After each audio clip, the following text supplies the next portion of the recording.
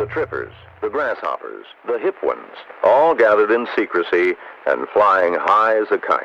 Forget it, man, and get with the countdown. Shake this square world and blast off for Kicksville. Welcome to Hanging Loose, a disc golf podcast, hosted by ShankedDG and Spiiciiboii. Today's guest, Bobby Brown.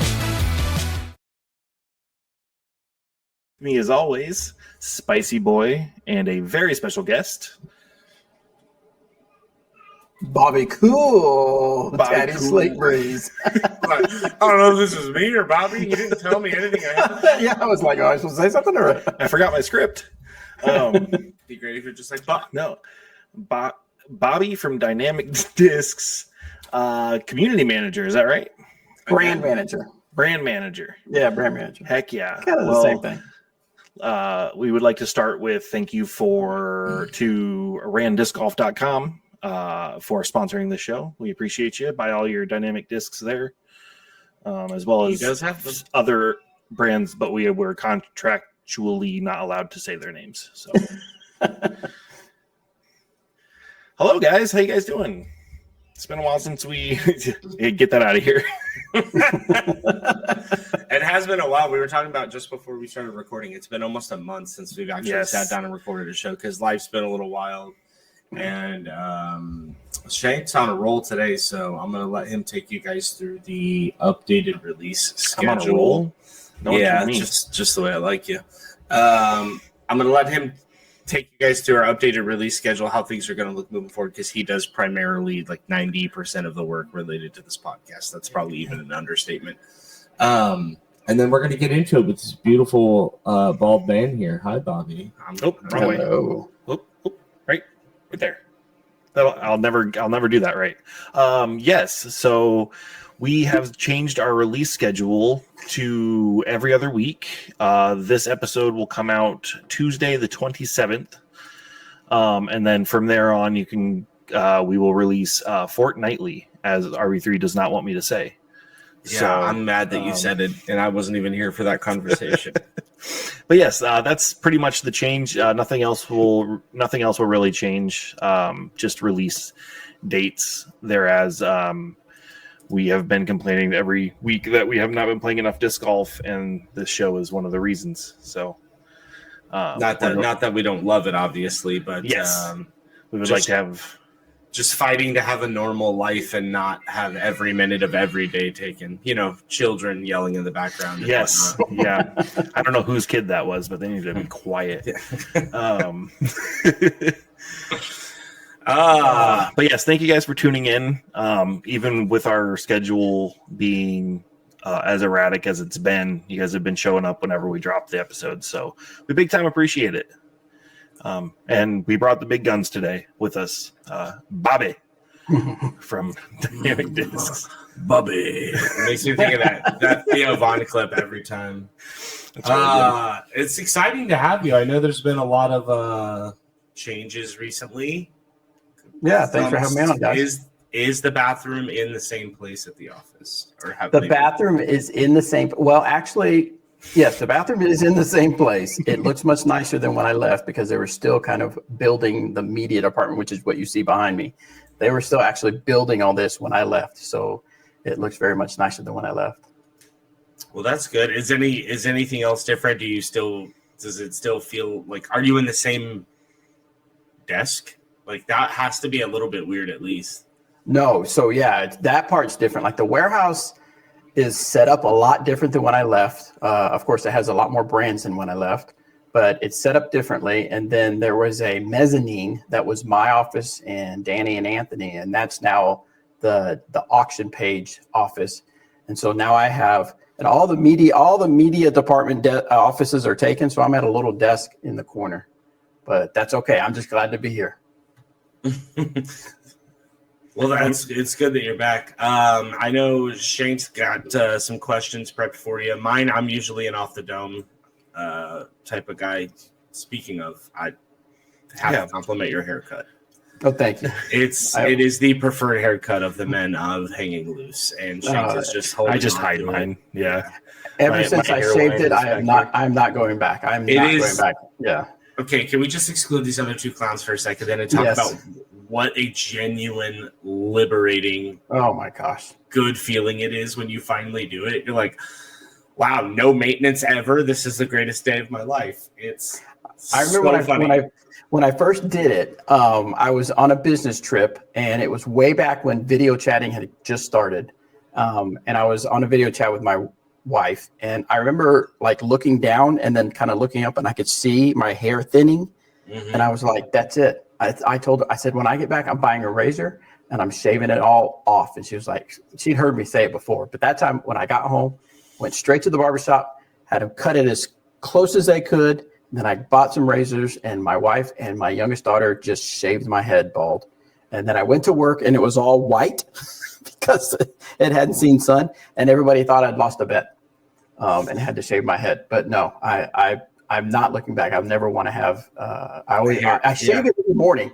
I literally shave it every morning, so it doesn't have any hair. Because if I let it shave a little bit, you'll still see a little bit of a place was thinner here and a little more here. Yep, mine starts about right here, coming forward, and I started losing it at 16, and it was rough. If there's a picture of me proposing to my fiance at the age of 22, and you're just like, "What are you doing?" so I turned 25, and it was on Christmas Day. Her and I went to Denny's. Just you have that fun Christmas Day meal every once in a while. We went to Denny's. Yeah. We're sitting there eating our eggs, and I was like, "I think I'm going to shave my head when I get home." And then I did, and I was like, "Why did it take me so long to do this?" Exactly. It's so great. So, kudos to you, bald, beautiful people out there. Yes. We love you. Don't let people with hair talk down to you or treat you differently. Yeah. They say the bald guys are better at a lot of things. A lot of things. Managing brands. Managing brands. I can't remember which one the correct one was. But always, have you seen the Family Guy clip where the two bald guys get in the elevator and they're like, "Are we going to do the bald guy thing?" I haven't seen that. Okay, so bald guy gets the elevator, and then somebody else gets out, and another bald guy gets in, and they're like, "Let's do the thing." And then they lick each other's heads in the elevator. And then a third bald guy gets on and he goes, "Oh, did you do the thing already?" And I was like, that's so funny because to my knowledge, that never happens. But people with hair might genuinely think that that's like this weird thing that we all have. It's like, we don't. I assumed it was like the Jeep Wave. No. Yeah. But I tell you, if I ever meet Bobby in person, I'm going to lick his head. If you ever see Terry around, run.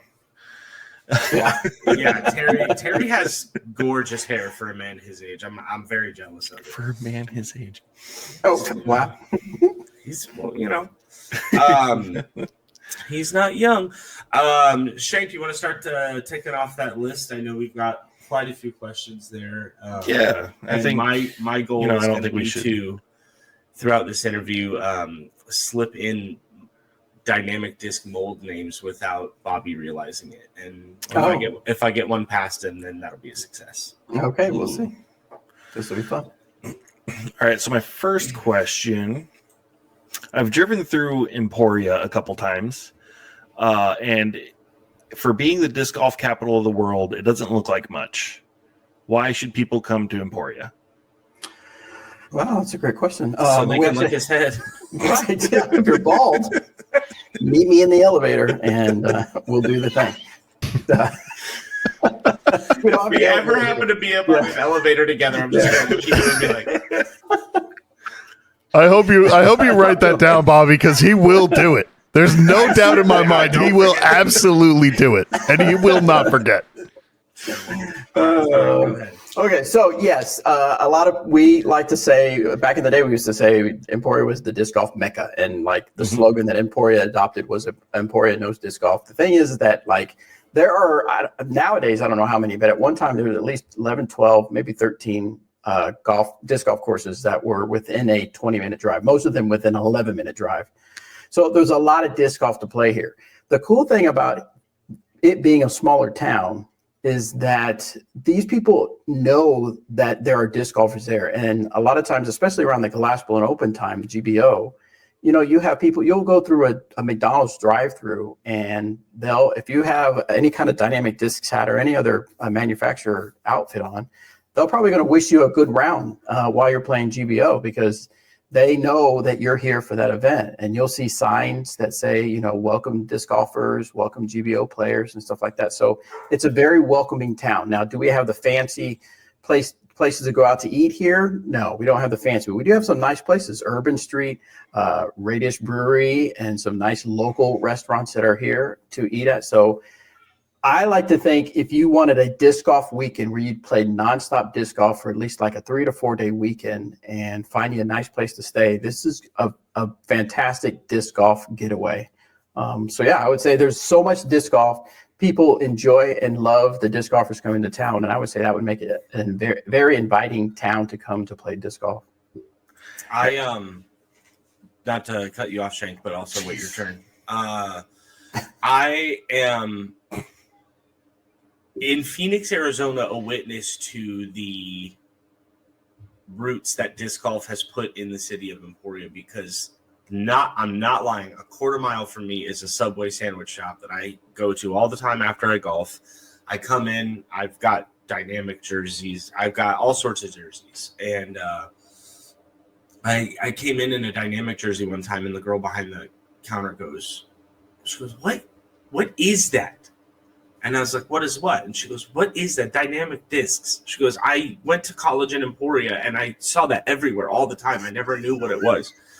And I said, it's disc golf. And she goes, I don't know what that is. So you give them the normal explanation, you know. And I go, Emporia is like disc golf mecca in the States. It's either somewhere up in Michigan or Charlotte, or Emporia is really like where it's at. It's like the disc golf capital of the United States. And she was like, oh, I had no idea. I was like, it's wild that you went to college there. Maybe get out of the dorm, maybe get out of the classroom. Yeah. And you still work at Subway? I'm just kidding. But she was really nice. She's become a buddy of mine, but it's funny that it reaches this far, even though she had no idea what it was. Sorry, Shane. Yeah. No, you're good. My follow-up question was, you mentioned you would drive through McDonald's and people would wish you good luck on your round, right? I need to know what your lunch break McDonald's order is. Oh, really? Oh, wow. That is actually, I order from the a la carte menu, and I ordered 4 quarter-pound beef patties and cheese on top. No bun. No bun? No bun. Ooh, interesting. See, this is why I ask these questions, because you get answers like that. Yeah. Spicy's out. This body was built by buns, baby. How do you want no buns? That's fine. That's a valid answer. When you come, I'm sure you've been to Phoenix before, especially being in the disc golf realm. Do you get the Flying Dutchman at In-N-Out, which is essentially the same thing? Yes. Now, I say that, but I don't eat when I do eat at McDonald's. That's what I get. I typically don't eat at McDonald's, but like when I go to In-N-Out, I want the whole experience, so I just get it all. So yeah. God, let him be gone for good. What the heck? That's good. That's good to hear that you have some respect for burger culture. Right. I won't judge you. So, Shank, what's next on the list? Because my questions are, like I said, I'm usually like crowd work questions, if you will. So you previously worked at Dynamic Discs, right? You left and then came back. How is your approach this time different than the last time you worked with them? Oh, wow. That's a great question. The approach isn't different, but the storyline's a little different, because it all happened. The House of Discs happened. The venture capitalists came in and they invested in the companies. And so that's what's different. Now, how it's a little bit different is that now we are a warehouse that has several brands, whereas before we had the Westside Discs, Latitude, and Dynamic Discs. Now we have the Discmania, we have the Castoplast, and we have Hand Eye and Huck Lab that are separate brands. So there are these separate brands, but I'm the Dynamic Discs brand manager. So what's a little bit different is navigating telling the story again of dynamic discs while we're surrounded by the other brands. So that's a little bit different. The other approach that's going to be a little bit different is that, I mean, I'm not naive. I remember back in the day, that was the height of disc golf and the growth as far as disc golf and dynamic discs. I mean, we were growing by leaps and bounds. And even before the pandemic, we were growing at a really nice, steady pace. And so I kind of piggybacked off that as far as our popularity. Now it's like DD's been hurt as far as a brand. So that's a little bit different. So I'm still bringing back the same transparency, the same fun vibe, the good community, people focused vibe. But now it's like, feels like a battle, an uphill battle. Whereas before it was just kind of cruising along with what was already happening around me. And that's very interesting. I kind of want to circle back to something you said earlier with it being different now that House of Discs is involved. Mm-hmm. Do you have an actual like branding guide you have to abide by that? No planograms? Respects that, or does House of Discs allow you to operate independently? Yep, and that's one of the messages I want to get out there is that, you know, yes, they are there, but they're not part of our day-to-day decision making. They're not part of how we're going to market and how we're going to broadcast our message out there and how we're going to work with people. I think people did get a bad perception, and I said it on our podcast where I'm not trying to hide from it. We had some losses, you know, and we had some hard times and challenges, and there were some challenges we went through, but we feel like we're on the other side as far as those challenges. We're ready to kind of build back what we had. So when you say the guide, like a brand guide, I literally, when I was approached to come back, I went on like overdrive. I was like, all right, what do I remember how I did things? What have I learned in the last 4 years about marketing and branding? And how do I put together my own brand playbook, my own culture commitments, and I presented it to them. And I was like, this is the way I see it. And they were literally like, that sounds great. That's perfect. Implement it. Do your thing. So it's all me. Now, the only constraints I would say is that budget.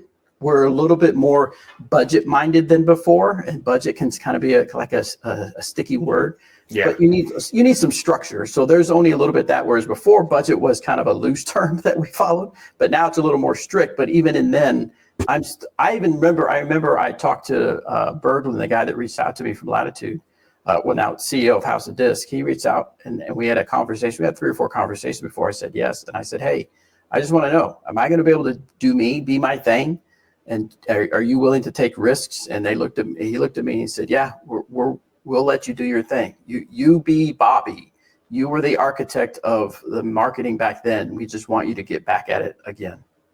I think that so often folks on kind of your side of operations are more behind the scenes, but I think you were very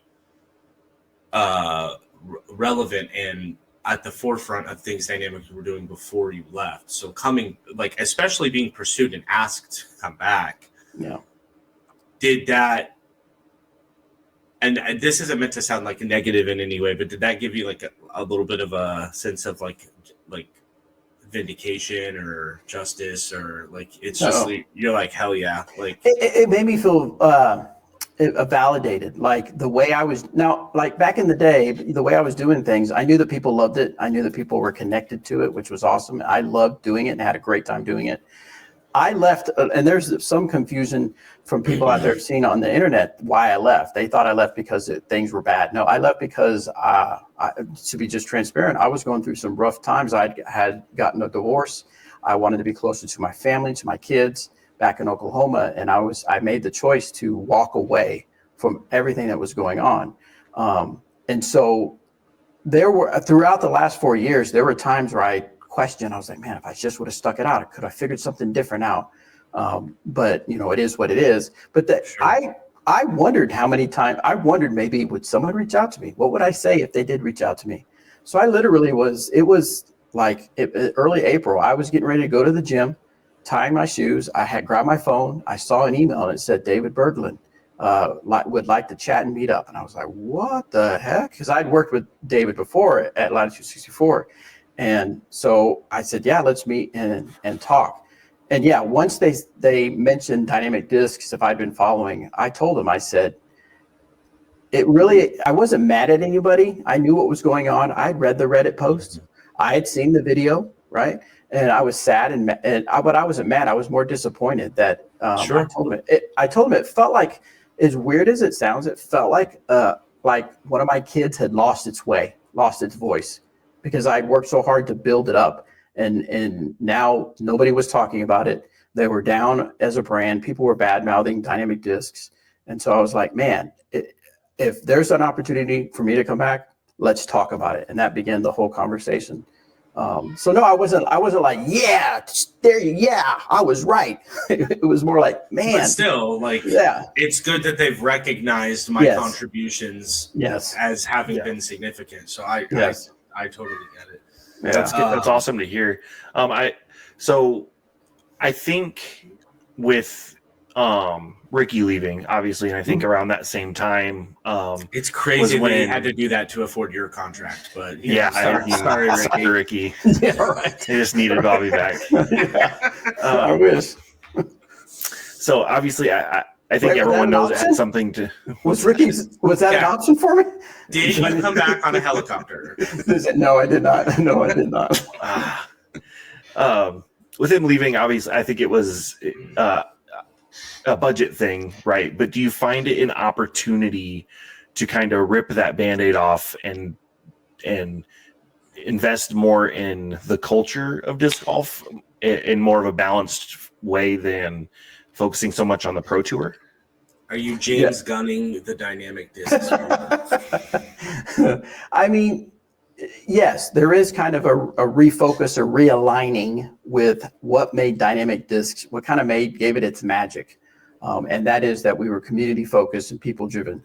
Now, that's not to say, top pros can't throw our stuff and win. Obviously, they've done it. We've had plenty of champions that threw our discs. So, but it was something I remember back in the day where we would try to wonder, would it make sense to invest in the higher profile players? Would that investment make sense? Mm-hmm. Now, there are a lot of things behind the scenes that nobody really knows about that went on with that. But it was recognized that wasn't really dynamic discs at its core. Dynamic disc was the grassroots community people helping you figure out how to play better at disc golf, how to help you run tournaments, how to support you when you're running tournaments. We still want to, whether you're picking up your first disc, we want you to figure out if dynamic disc is right for you. Whether you're on the tour pro, or a pro on the tour, traveling all over the world, we also want to support you there. But that's the main thing, is we're here to support you, not to be the big high profile guy. I love that. Yeah, I love that approach, because my very first set was a Discraft starter set. Sorry, we can bleep it if that makes you feel better. You broke the contract. No, yeah. But I couldn't throw them.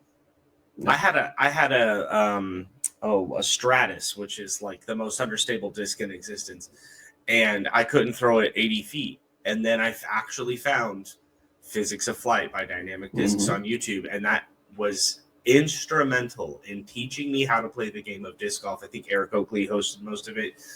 Danny did a few of them.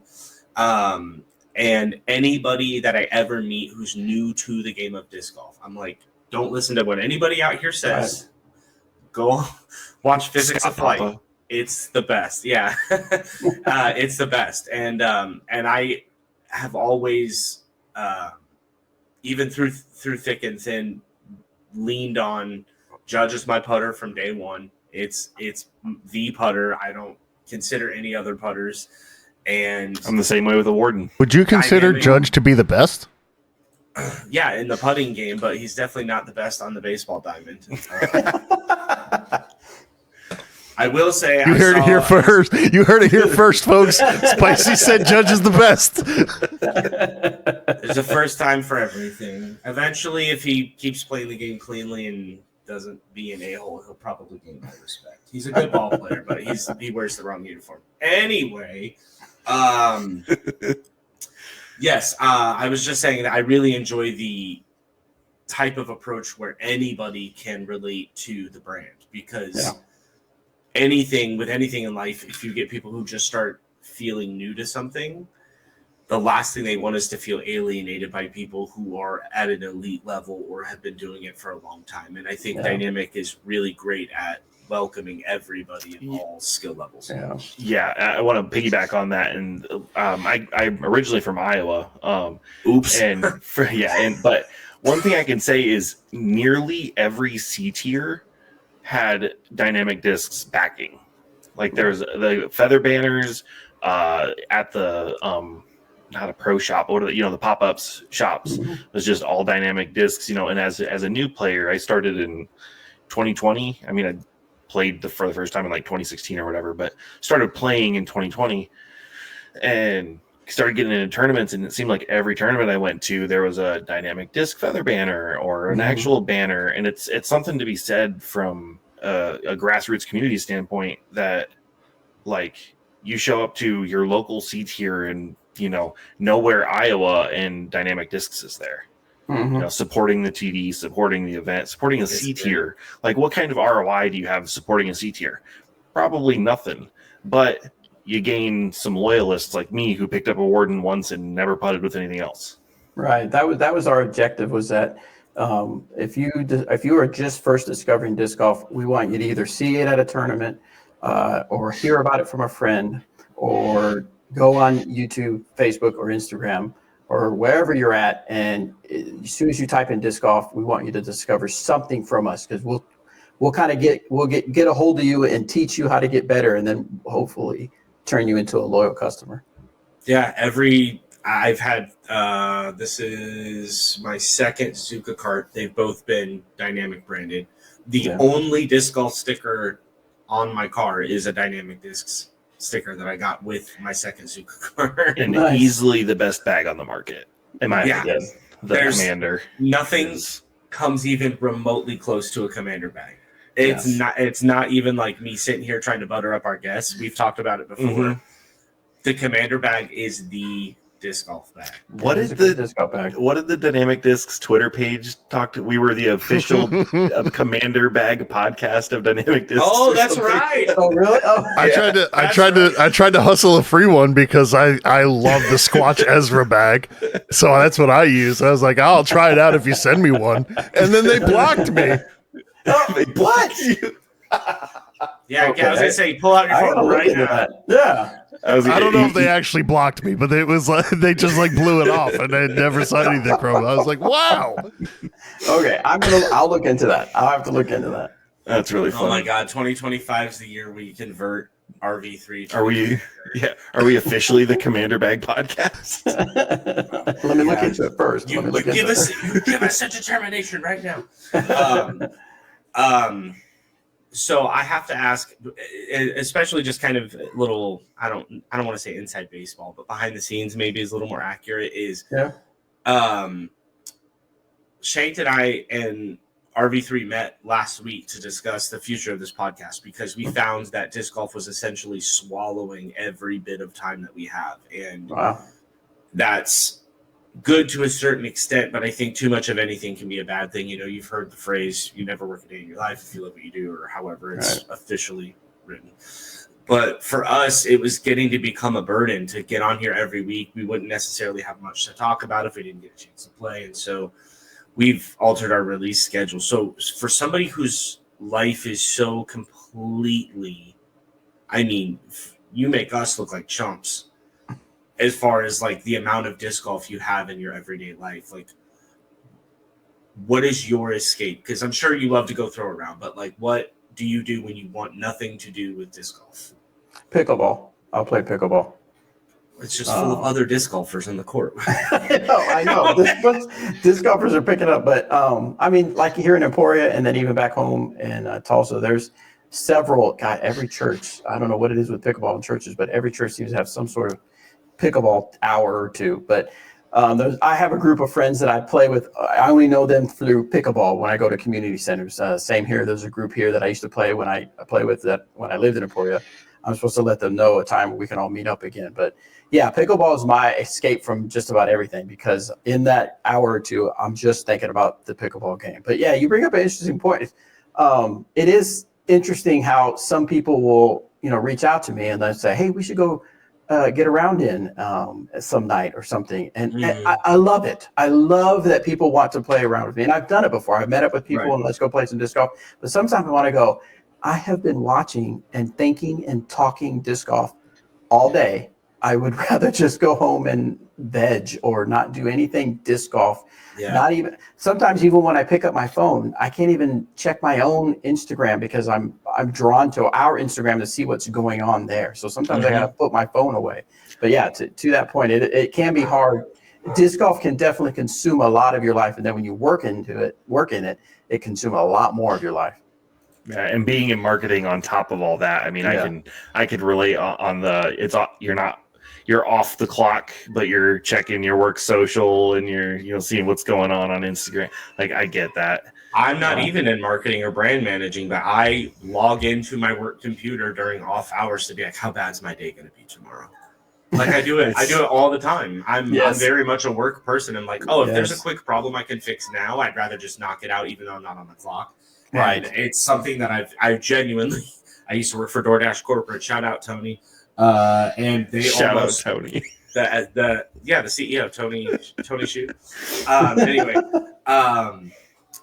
they almost fired me because I wouldn't stop editing menus off the clock, because I was if I get a store that has 75 locations, I'm not going to have time to do that during my normal day. So I would just sit and do the menial, mundane, repetitive things at home. And then they were like, don't do that. So it's good times. What do you have other questions, Shank? Because he mentioned churches, and that kind of set off you're muted. Run with it. What is it about the most frustrating sports that seem to attract religious people? Do you think? I don't know. Because, like, obviously we're not all saints, but golf makes me curse and very angry. Right. Pickleball makes me curse and very angry. Bowling is a popular thing with churches. Very angry. Yeah. It's funny to me that they're like, let's go have fun. And it's like, well, let's do the most infuriating thing we can. Like, what's the church sport this week? I'm going to argue with my ex-wife. Right. Maybe only thing, maybe the sense of community. And so churches are all about community. And so that just goes hand in hand with certain sports that you, like I said, I started playing pickleball and then I had a pickleball community. I think the same thing happens in disc golf. You go out and play and you meet up with a couple guys. They meet up with another couple guys and you play around, and then you have your little disc golf community. And you look over at the court. Hold each other accountable. You look over at the court next door, and there's some random guy, and you're like, "What is that guy doing at our pickleball place?" Exactly. If you show up at your regular pickleball time, and I remember that every Tuesday at night and Sunday night was pickleball here in Emporia, and we would go there, and if someone was playing tennis, and we would be like sitting in the car just staring at them, and like, "Okay, when are you going to finish? When are you going to finish?" As soon as they were done, we're out taping the tennis court. As they were putting away their rackets, we're taping the pickleball court ready for us. That's so funny. Sorry, Shank, your turn. No, you're good. We were talking about dynamic discs, like literally the discs. And, my favorite putter is the Borden, which I would say is one of the lower, not as popular molds. Yeah. What do you think is the hidden gem of the dynamic disc lineup? Oh gosh, let's see. I would say the Vandal is one of them. I don't see a lot of people throwing the Vandal, but for me, the Vandal is so smooth. I actually had a Vandal, and it's in my head. It's the farthest flying disc I've ever thrown because I threw it so far I lost it. It went over. It went over a berm and then over to train tracks into some like brush. But from the tee pad to the basket was like 350 feet. And then that brush had to be another 100 feet behind it. And it was just the flippiest. It was like a burst Vandal, I want to say. Like the flippiest beaten up thing ever. But good pick. That is as the community likes to call it, a dark horse pick.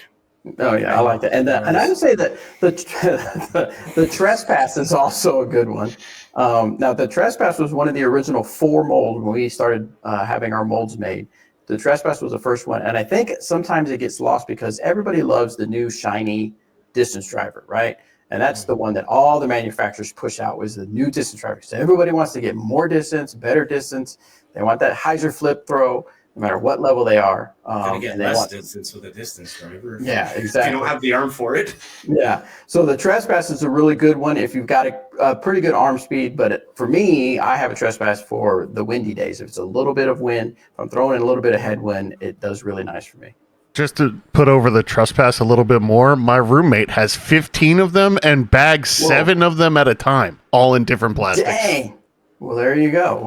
Hopefully, You know we'll what? pick up a tour series when we're coming out in the next couple of days. RV3, you don't give your information to Bobby for whatever that was. Give your roommate's information to him so he can send in more trespass.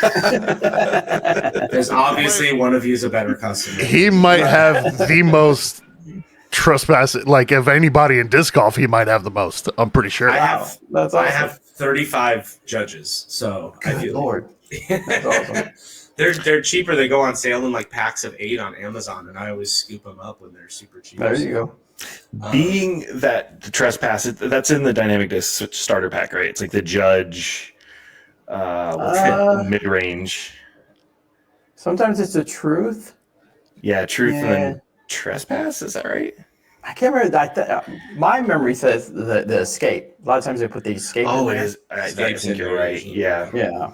I had the Oh, Lucid dang. Ice escape from the 10-year anniversary box. I was gonna say, does RV3's friend have the most trespasses, or the bottom of lakes full of starter pack trespasses? I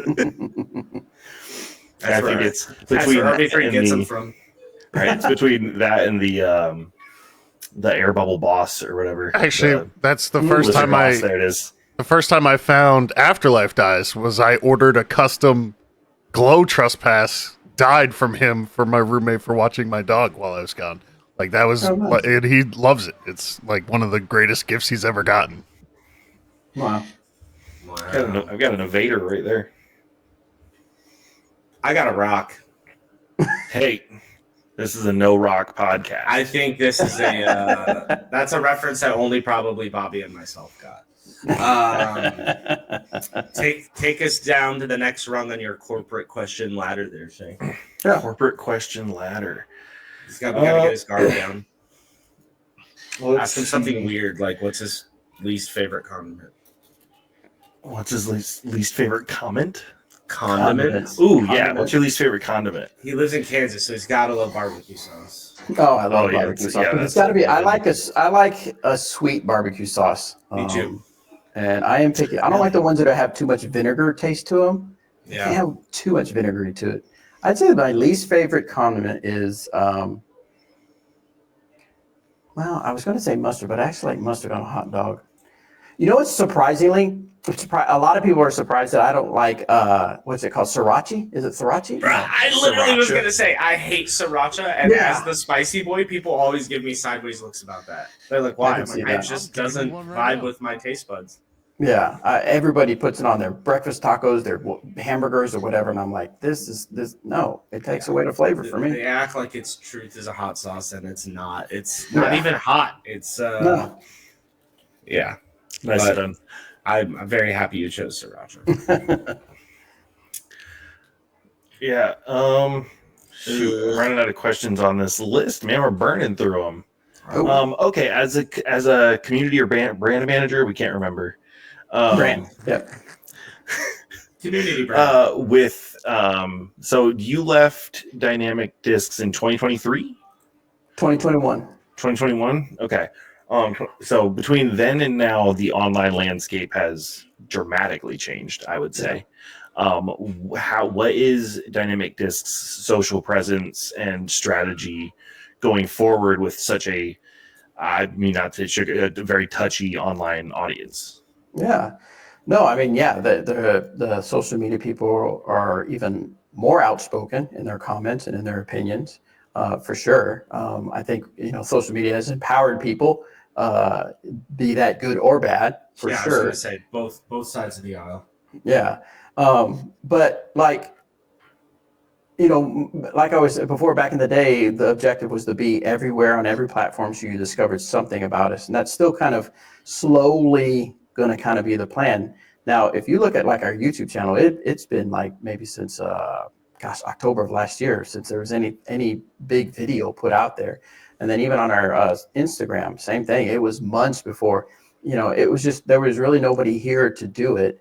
Now the media department, you know, they knew that it needed to be done and they tried to do it, but they had so much other stuff going on. Yeah. So right now it's just literally just putting stuff out there. Giovanni's job, right? He was like the social media guy. Yeah. Yeah.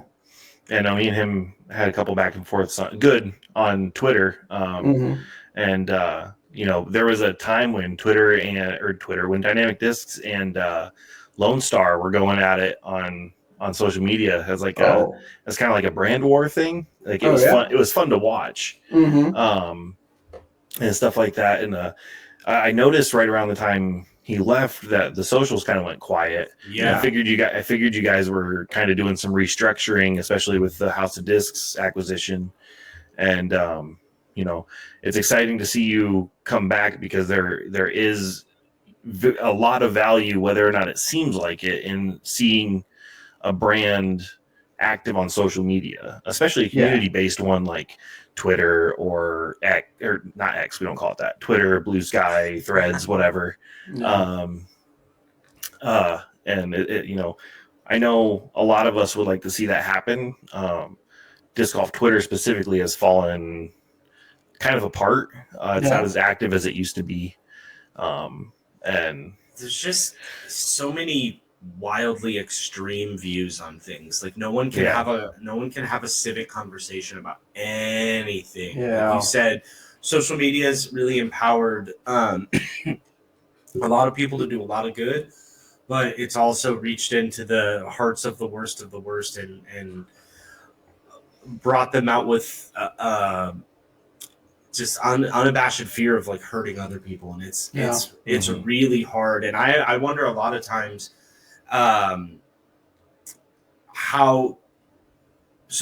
everything that happened, sorry, this is going to be kind of a hard left turn. Yeah. Everything that happened before with like entry fees going missing, et cetera, you know, that was obviously a real big story. Yeah. And when that happened, I had reached out to Ricky, who was with Dynamic at the time, and I was like, "Hey, man, like obviously the situation sucks. We were thinking about doing like a fundraiser on the podcast, and you know, trying to get as much of that money back as possible." And I asked if he would be willing to like donate or sign things, and he gave me a very long, very acceptable explanation of like, this is not something I can really be involved in at the current time. And I was like, I fully understand that because it's obviously a very touchy story and things like that. So I was kind of curious as in your role, do you kind of get to filter those things out? What are we going to address? What are we not going to address? Or do you try and combat those types of things ahead of the game by like factoring certain things into your posts or that kind of behavior? Yeah, I mean, there's definitely, I understand that right now we're still kind of in a delicate situation as far as people's perception out there. And so, yeah, I don't know that I guess it's almost maybe a blessing that I wasn't part of all that, because like I had heard about the entry fee thing, but I didn't follow it really closely. But I'd heard about it. And then of course, you know, the layoffs and stuff, I'd heard about it and knew about it. I always knew that the people that were involved, I always knew a little bit about their story behind the scenes.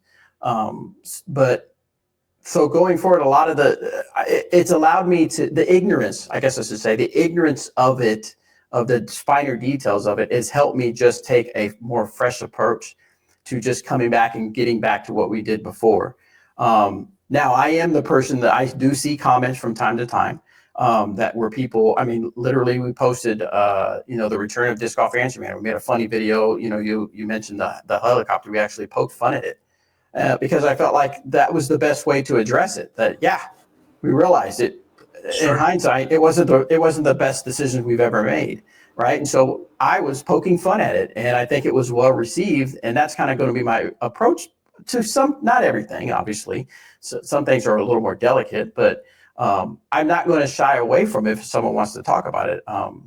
As far as my approach online, now there are times where we discuss things internally, like how should we approach this, because we want to make sure that it's not just my knee-jerk reaction to something.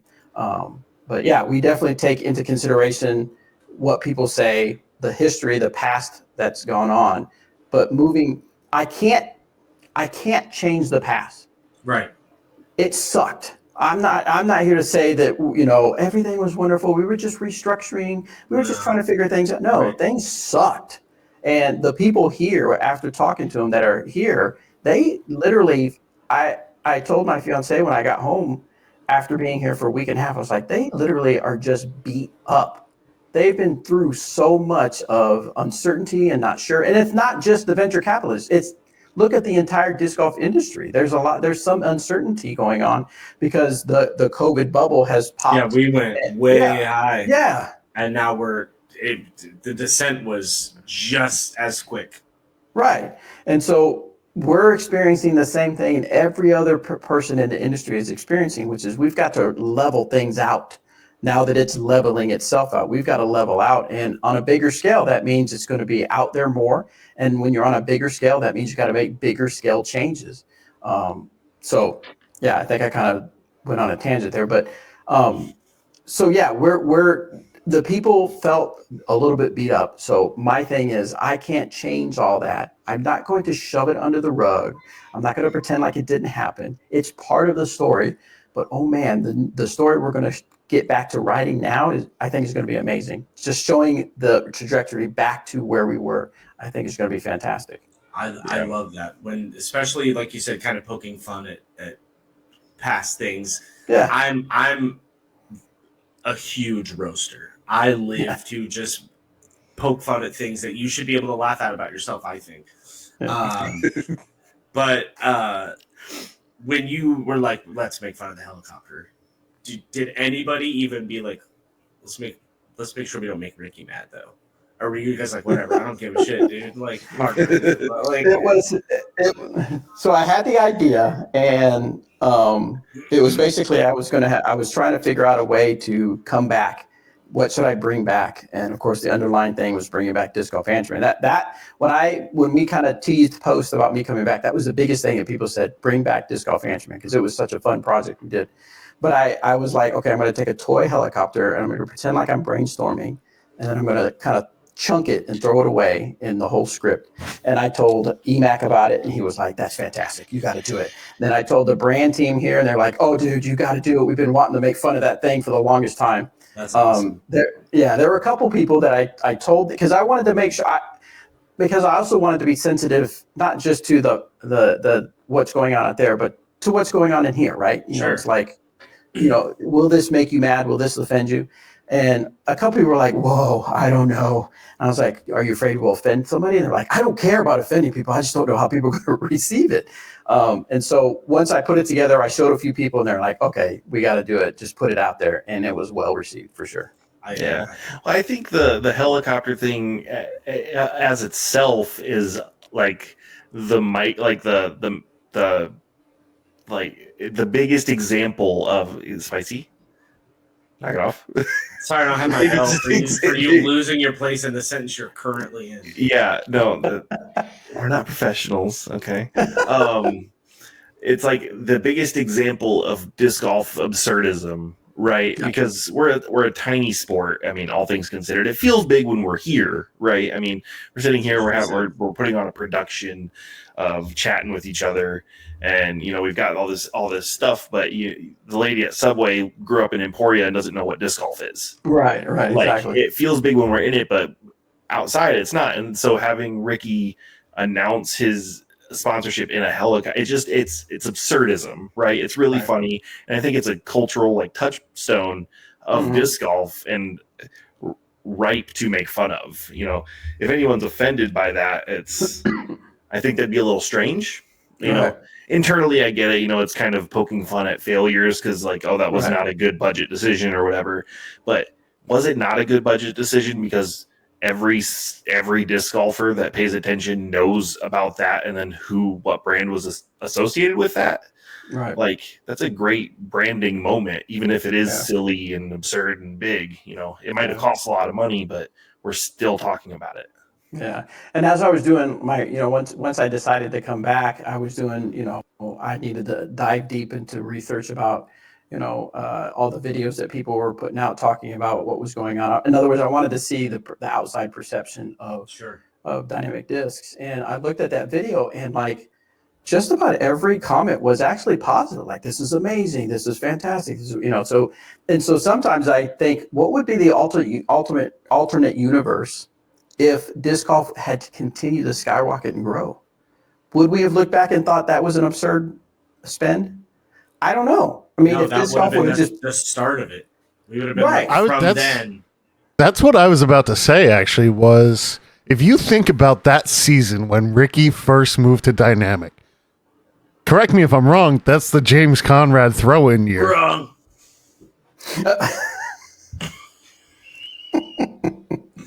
Was it 2021? I thought Ricky moved in 2022. Was it? I don't remember. If it's I was still in disc golf when James Conrad, because I remember being there when it happened. Okay, so I got to tell this story. Yeah, I was at the event. I was filming, and I knew that they were coming up the last hole, but I was exhausted all day from the very start of the first round. I had been out there all day, so I'm like, I'm going back to the hotel room. I get back to the hotel room. I open my laptop so I can watch the final, and it literally happens at the spot I was standing in when I left. And I was like, are you freaking kidding me? Are you freaking kidding me? I missed the most momentous moment in disc golf awareness brand history of anything, and I left, 5 minutes before. Anyway, so that happened right before I left, and then Ricky came on, I think, a year or so afterwards. I think it was a year But anyway, right in the same 24-month period where disc golf is seeing that boom, right? That's the height of disc golf is James Conrad throw in to beat to force the playoff, and Ricky's announcing he's going back to Dynamic via helicopter are the two biggest things in modern disc golf history. Right. I would agree. I mean, so you can't look back at that and say, is that worth like that impact? You can't measure that impact in dollars, I don't think. Well, when you're talking to finance, you can.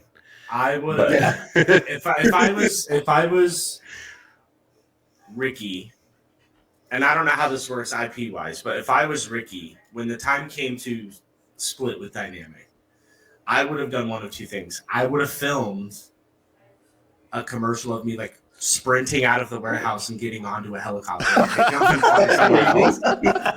That was clever. Like Ricky has the money to do that. That takes 10 minutes to shoot. Or I would have just had Dynamic and Ricky together instead of like an announcement statement or whatever. Just play his announcement commercial in reverse and then have that be the release.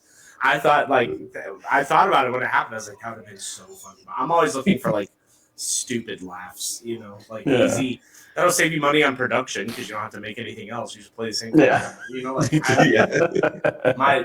would have laughed so hard. But I know the fort is a hell of a course to traverse all day. There was one day when I filmed last June where I had to film at 8:30 a.m. an FPO round and then come back at 2:30 and film a whole MPO round. And it was in the middle of June. It was extremely humid. There were a million mosquitoes everywhere. So I know I do not blame you one bit for going back to the hotel room. So I probably would have done the same thing. Yeah, it was a long day. For sure. And there's nothing to do in Ogden past 5 p.m. So hopefully DoorDash is open. Damn, I was just going to ask you something else. I can't remember what it was. Go, Shank. Vamp. Is that what you like to say? Vamp. What's Bobby's favorite candy? Ooh. That's a good question. M&Ms. What was that? Peanut butter M&Ms. Oh, that's a great choice. That is a top tier choice. Can't really I have to watch the size of bag I get because whatever size I get, I'm eating it all. How I feel about ladies. But So there was a while ago where M&M did like the Lay's thing where they released 3 flavors and they're like, which of these do you guys want? Vote now. And they had a coffee one, and then they had I remember I don't like coffee. That coffee. was great. I don't like coffee either, so I would have not had those. There's a coffee one. Is that where the peanut butter jelly one came from? Probably. And then they also had a Mexican jalapeno M&M. Huh. But they were peanut M&Ms. Huh. Mexican jalapeno peanut M&Ms, and they were incredible. Really? Incredible. They weren't horrendous. Spicy. Spicy chocolate's awesome. It is awesome, but this wasn't like so hot it's going to ruin your day. It was a very enjoyable like chocolate spice. They were the best. They were the best. We had Scott Stokely on, and he was telling us that every night for like, what did he say, like 7 or 8 years? Yeah, he would come off the course, go home, take a shower, get ready for bed, and then eat a whole box of Nerds. Dang. Before bed. And then, then I realized I probably shouldn't do that. And I was like, yeah. But I'm the uncontrolled type 2 diabetic in this house. So I absolutely. You think I'm lying? On standby. Ready to go. On standby. Ready to go. That's one of the highest sugar one, too, Mountain Dew. Which one? Mountain Dew or Dr. Pepper? Ruby Red Squirt, actually, and that's my favorite. Oh, shoot. So far, Bobby, I have 1, 2, 3, 4, 5 mold names blown right past you without you even realizing that I said them. Oh my God, yes. You are absolutely right. We're doing great. You are doing great. Got him. It's just got to be natural. Shank. Just to keep hitting this show's, callbacks to our own show. Meta-wise, your light fixtures are like a B, like 6 out of 10. It depends. Are those hexagons light up, or are they just wall paint? They're for sound deadening. They help deaden the sound a little bit. Oh, okay. We love soundproofing in this house. Yeah. Also, is that a ball next to you? What is that? That is like a piñata they made that they never used. What's in there? Peanut butter M&Ms? It's supposed to be candy, and they're like, you should bust it open. I'm like, how old is the candy? And I think they said a couple of years old. I'm like, I'm not getting into that candy. Send it to me. I'll eat it. If it's sealed up, you're all right. Yeah. There's probably ranchers you'll be fine. I don't know. Maybe I'll bust into it when I'm working late night here or something. One thing that Dynamic has a lot of is molds. Are there any currently retired molds that you would like to have brought back, or something that didn't do too bad sales-wise? I'm not sure how into the numbers you are, but like, there's a lot of mold names that I'm seeing here, like Culprit. I've never thrown. Yeah, I'll be honest. I like this is my 3rd week back, and I know everything. Yeah. So I've walked the warehouse a few times saying hi to people, good morning and stuff like that. And then I've gotten on my hoverboard to kind of get used to that again.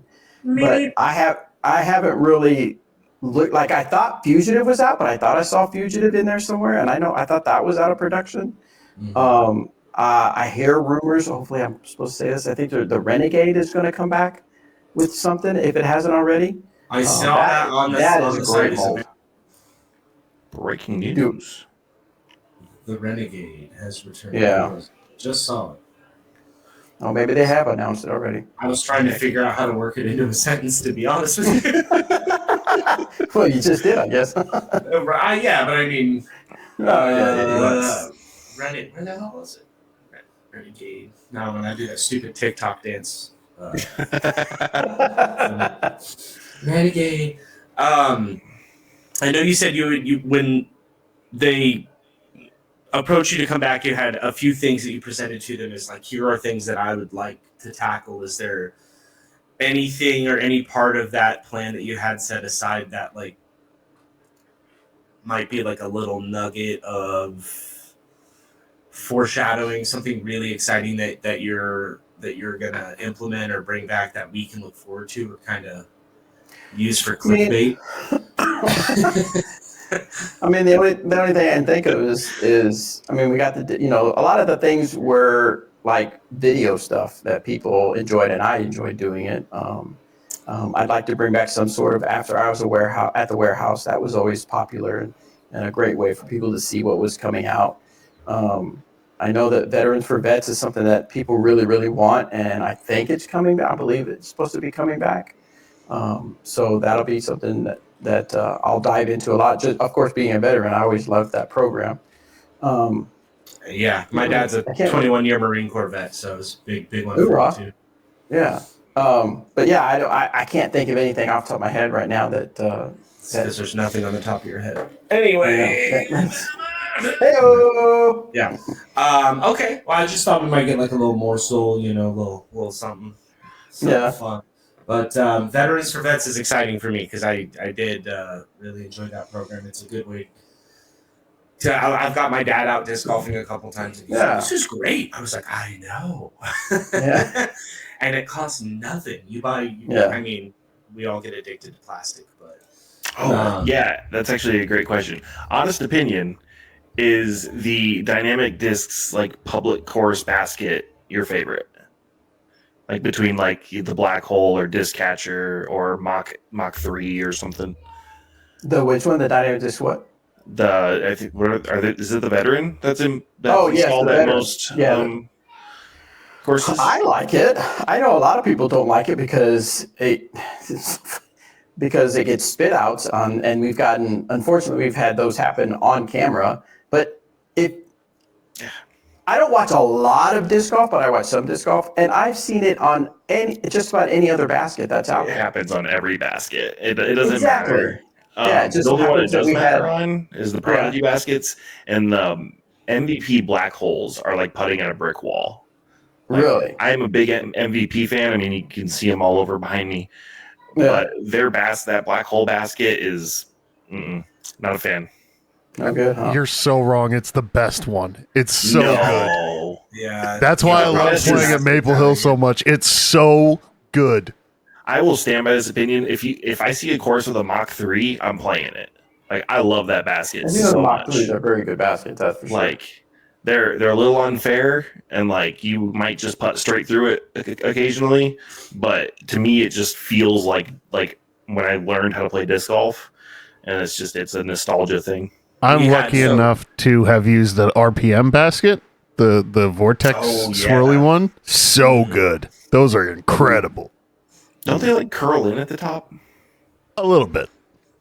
The bottom's not flat either. It like comes to a point on the bottom. Mine curls in at the top, but the doctor said it was normal. So in my let us know if this podcast falls in your branding guidelines. Yeah. He's allowed to have fun, okay? This is an official appearance. I don't know if you saw my mouth fall open just a few minutes ago when you were talking, but I was scrolling your guys' webpage, and I just came across the Fusion Orbit Team Judge Stamp judges, and I will be sending you links to get those out to me for free within the next 2 days. So, just kidding, not sponsored. Pay for your discs. We're just about at time. Did you have anything you want to wrap up with? I know you said there was nothing like announcement wise, but what do you guys? Let me, because I'm curious. You guys say you have a lot. Tell me a little bit more about your disc golf story. What do you guys got going on? Yeah, I'm a social media disc golf social media guy more than an actual disc golf guy. I also next week, actually, or 2 weeks from now, it'll be June 2nd and 3rd. I'm running a youth disc golf clinic with our local Recplex. Oh, nice. Gonna teach a bunch of kids how to play disc golf. I think my count of kids taught is upwards of. I think I'm approaching 400 kids now. Oh wow, that's awesome. Hey, this is not to say out loud. I'm approaching 400 kids. Restraining order every time. But yeah, other than that, podcast guy, marketing, but for like automotive stuff. But, so you say you do social media in disc golf? Yeah. I've just got like my ShankedDG account and this podcast and stuff So like that. what advice would you have for me if someone has been out of disc golf social media for about 4 years? Because I did a little bit of freelance right after leaving, but what advice do you have for me? Well, I think you're more, you're actually working in disc golf, so that puts you a leg up on me. But that being said, the best way to integrate in the community is to be a reply guy and not a post guy.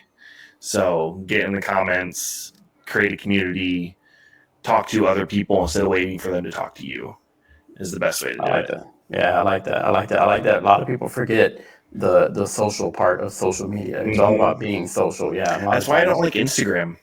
It's so like me focused, right? It's so user focused versus like, that's why I attached to Twitter so quickly, is because it's a conversation, right? Someone has a hot take or whatever, and then you have people in the comments just talking, but it's not a video of like, watch Joe Schmo throw his 400th shot on Reels. Like, it's someone talking about take that Crunchy. Yeah, Crunchy. But that's why I prefer the text-based platforms, because it's less it feels more connected than just like, here's a picture. There's more effort. Yeah. Just select a file and hit upload. And I'm kind of the same vein. I really prefer X or Twitter, whatever you want to call it, because obviously sure wish the ownership was different, but for my money, not only as somebody who's on there all the time for disc golf, I'm not a social media person. I envy social media people. I wish I could be the dude behind the Wendy's Twitter account just roasting people and then getting paid for it. I would love that. But I can't really offer any advice because I don't post in any sort of like public. I mean, my views are my own. I don't represent anybody or whatever. But nothing irks me as a consumer more than poor grammar or incorrect spelling. Yeah. Like, if you can't even, and I've said this on the show before, even if you're a pro golfer and you have socials written into your contract, if you need to post 3 times a week, et cetera, just proofread it, dude. Like, it takes 2 seconds and you look like not a schlub. I think it telegraphs laziness. Of I'm doing what I have to do instead of I'm doing something that I want to do to try to engage with my audience and things of that nature. I have no limits on social media. I really don't care what I will or won't post about me. There's obviously certain things I don't joke about because there are a lot of people who are upset, but I don't have any like lines or restrictions with things that I joke about in my personal life. If you know me, you know that. But I love humor, and that's why your comeback announcement was so great to me, because he's just absolutely ripping everything that they did to shreds in like a lighthearted way, and I love that. But also consistency, like we were talking about when we went on this whole tangent of like, let's be the Commander Bag podcast. Dynamic was on it. They were responding to us for like 7 straight hours. They were going back and forth with us. And I was like, this is what makes it fun. Just like responding or like liking a post and then moving on with your day is like, obviously it takes a village to run a social media department, but consistency and, like he said, being a reply guy, I think are like 2 big things that I enjoy from brands. Sorry, I was really long-winded. No, that's good. I like that. I think because I do fall. I do that. I tend to, as a person that creates a lot of content, it's like I want to get content out there, and I literally have to say, okay, for the next 30 minutes, all I'm going to do is go to people's comments and reply, and look at my newsfeed and reply. Make comments on people's posts and stuff like that. It's like that part's a chore, but you're right. That's actually what it's all about, is being social with other people. The community building, right? I mean, you think about community of disc golfers as like the actual people that show up to tournaments, the people that are just casually playing, but it's also the people commenting on a brand's posts, right? It does seem like username said this, but there's a real person behind it typing and like putting their feelings out there. And I think to kind of yeah, I lost that thought completely. So what I was going to say is that real person who's attached to that message is going to go to a disc golf store one day, and they're going to be choosing between this disc and that disc, and they're going to be like dynamic. I remember when Bobby wrote back and said good job for whatever. Like I'll get the dynamic. You know, like, that's what it makes a difference. Also, put your name on it. Like when you do the reply, I love when brands put like, oh, this was written by, you know, because that way you know, Bobby. Right? That way you know it's a legitimate. It's not just this is some random like person running it. Yeah. This is who it was. That part of it is cool as well. When I worked at Tulsa Shields, I don't know, you guys have heard of Shields, right? All sports. Yeah. When I worked there in social media, that was their thing. Everybody had to put their name on there for that reason. So they realized that it's a real person. It's not a robot responding or not just a random person. It's actually the person responding. And I it was funny because as I was my first couple of days back, I was starting to kind of do that, get into the rhythm with dynamic disc instrument. I would put dash Bobby B, and I was like, "What are you doing?" And I was like, "Wait a minute, I probably should just go ahead and lean into that." And so people know it's me that's replying back. So yeah, I get that for sure. I love that. I do digital customer service for my day job, and people are always intro to me by an AI chatbot. And so they get to me and they're like, "I want a real person." And I was like, I love coming up with inventive ways to tell them I'm a real person. So like today I wrote, I was trying to write, I am a real person. And I wrote, I real person. And then the rest of my sentence. And then I wrote, see, typos. Like, and AI is not going to make typos. Or like someone go, hey, you know, if it's a Monday morning, hey, can I talk to a real person? I was like, I haven't had any caffeine yet, but I'm about as real as it gets. Like, I don't know if I qualify, you know.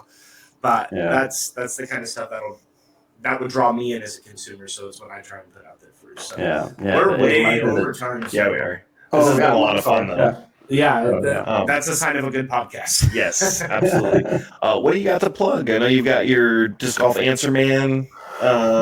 Just Disc Golf Answer Man. Just, you know, I guess the biggest thing I want to say is I get the sentiment from a lot of people that they've kind of given up on us. And all I got to say is that, I can't change the past. All I can do is let you know that we're forward focused. We're looking at the future. We're getting back to the roots of being people focused. And you know, check us out on pretty much all the social platforms, because we're back to being among the community. You know, what we were just talking about reminds me of the saying that people don't care how much you know. They just care how much you care. They want to know how much you care about them. So we're back to that being real and not just a marketing slogan. Not just marketing talk. I'm here, and I really care about all the people that follow us. So yeah, Disc Golf Answer Man. Follow us on YouTube. We have a lot of fun ideas that we're going to put out there. And yeah, it's going to take some time.